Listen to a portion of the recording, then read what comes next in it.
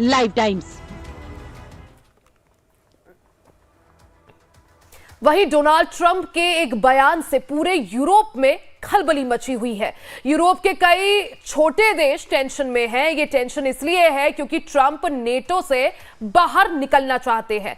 दरअसल Donald Trump ने कहा है कि नेटो का सदस्य रहकर अमेरिका का बड़ा नुकसान हो रहा है। उन्होंने दावा किया है कि यूरोप के देश अमेरिका को कोई व्यापारिक फायदा भी नहीं पहुंचाते, फिर भी अमेरिका उनकी मदद करता है। ट्रंप के इस बयान के बाद कई देश सकते में है। हालांकि नेटो से अलग होना अमेरिका के लिए भी आसान नहीं होगा। देखिए report.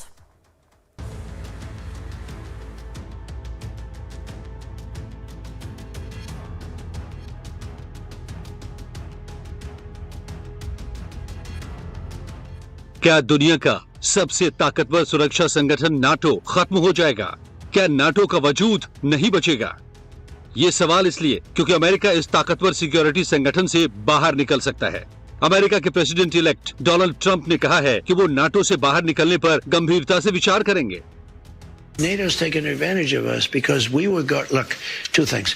Number one, they take advantage of us on trade, meaning the European nations, okay, like terrible. They don't take our cars, they don't take our food products, they don't take anything. It's a disgrace. And on top of that, we defend them. So it's a double whammy. So let me just tell you, I was able to get hundreds of billions of dollars put into NATO just by a tough attitude. I said to the countries, I'm not going to protect you unless you pay. And they started paying. And that amounted to more than $600 billion. That's a big thing. Otherwise, they wouldn't even be fighting. They wouldn't have any money to fight. If they're paying their bills, and if I think they're treating us fairly, the answer is absolutely, I'd stay with NATO.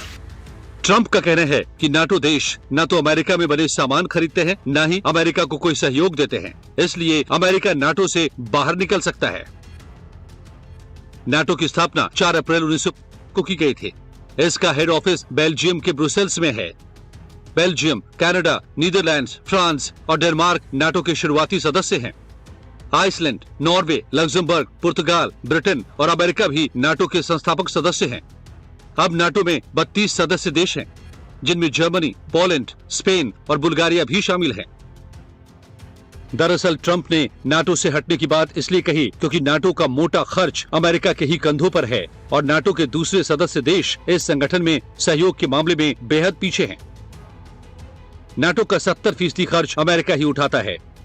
2014 में NATO देशों ने defence पर कम से कम GDP का 2% खर्च करने की बात तय की थी, लेकिन अमेरिका, पोलैंड, ग्रीस और ब्रिटेन के अलावा कोई भी देश जीडीपी का 2% डिफेंस पर खर्च नहीं करता।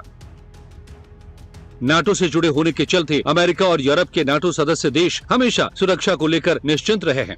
यूरोप के देशों को पता है कि अमेरिका बेहद ताकतवर है और कोई भी देश नाटो सदस्य देशों पर हमले का खतरा नहीं उठा सकता। नाटो का आर्टिकल 5 कहता है कि नाटो के सदस्य देशों पर किसी भी देश ने हमला किया तो उसे नाटो के खिलाफ हमला माना जाएगा। और इस आर्टिकल के तहत ही अमेरिका पर 9/11 हमलों के बाद सभी नाटो देशों की सेना अफगानिस्तान में अल-कायदा के खिलाफ लड़ने के लिए गई थी। डोनाल्ड ट्रंप भले ही नाटो से अलग होने की बात कह रहे हैं और अमेरिका की अर्थव्यवस्था को अपनी प्राथमिकता बता रहे हैं, लेकिन नाटो से दूर होना अमेरिका के लिए आसान नहीं होगा। नाटो से अलग होने के लिए अमेरिका को सीनेट की मंजूरी लेनी होगी। सीनेट के 2/3 सदस्य नाटो से हटने के समर्थन में होने चाहिए। लेकिन विदेश नीति पर प्रेसिडेंट के पास भी बहुत से अधिकार हैं और वो एग्जीक्यूटिव ऑर्डर के जरिए सीनेट की सहमति के बिना भी बड़े फैसले ले सकते हैं। पर अगर अमेरिका नाटो से बाहर निकला तो कई देशों के लिए चिंता की बात होगी। नाटो में लग्जमबर्ग और आइसलैंड जैसे देशों के पास बेहद सीमित सेना है और वो सुरक्षा के लिए नाटो पर निर्भर है। इटली, जर्मनी और तुर्की के पास परमाणु बम नहीं है और वो अमेरिका के परमाणु बमों के भरोसे हैं। यही वजह है कि ट्रंप का सत्ता में आना नाटो देशों के बीच खलबली बढ़ा रहा है और अमेरिका यदि नाटो से बाहर निकला तो इस ताकतवर संगठन का वजूद खतरे में पड़ सकता है। Bureau report, live.